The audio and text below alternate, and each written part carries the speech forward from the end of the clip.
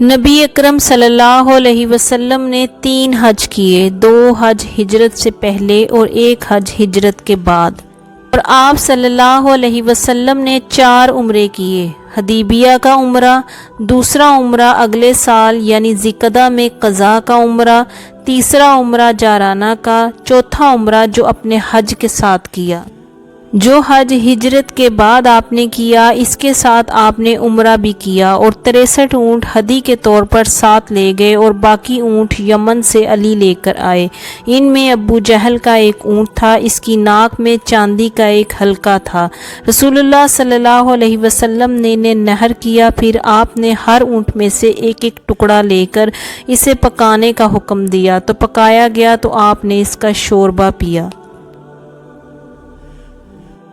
رسول اللہ صلی اللہ علیہ وسلم نے فرمایا، میرے پاس جبریل نے آ کر مجھے حکم دیا کہ میں اپنے صحابہ کو حکم دوں کہ وہ تلبیہ میں اپنی آواز بلند کریں۔ آپ نے فرمایا، جو مسلمان بھی تلبیہ پکارتا ہے، اس کے دائیں یا بائیں پائے جانے والے پتھر، درخت اور ڈھیلے سبھی تلبیہ پکارتے ہیں، یہاں تک کہ دونوں طرف کی زمین کے آخری سرے تک کی چیزیں سبھی تلبیہ پکارتی ہیں۔ ایک شخص نے کھڑے ہو کر عرض کیا، اللہ کے رسول، آپ ہمیں احرام میں کون کون سے کپڑے پہننے کا حکم دیتے ہیں؟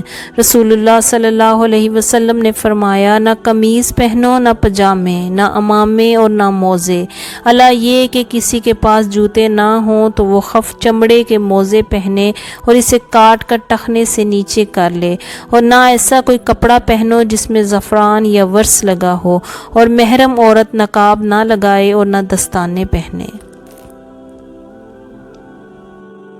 رسول اللہ صلی اللہ علیہ وسلم نے فرمایا، جس نے بیت اللہ کا طواف 50 بار کیا تو اپنے گناہوں سے اس طرح نکل آئے گا جیسے اس دن اس کی ماں نے اسے جنم دیا ہے۔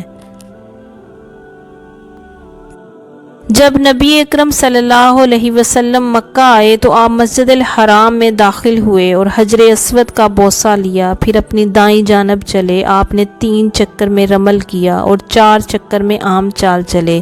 پھر آپ نے مقام ابراہیم کے پاس آ کر فرمایا، مقام ابراہیم کو نماز پڑھنے کی جگہ بناؤ۔ چنانچہ آپ نے 2 رکعت نماز پڑھی، اور مقام ابراہیم آپ کے اور بیت اللہ کے درمیان تھا۔ پھر 2 رکعت کے بعد حجر اسود کے پاس آ کر اس کا استلام کیا، پھر صفا کی طرف گئے۔ پھر آپ نے یہ آیت پڑھی، ان الصفا والمروۃ من شعائر اللہ، صفا اور مروہ اللہ کی نشانیوں میں سے ہیں۔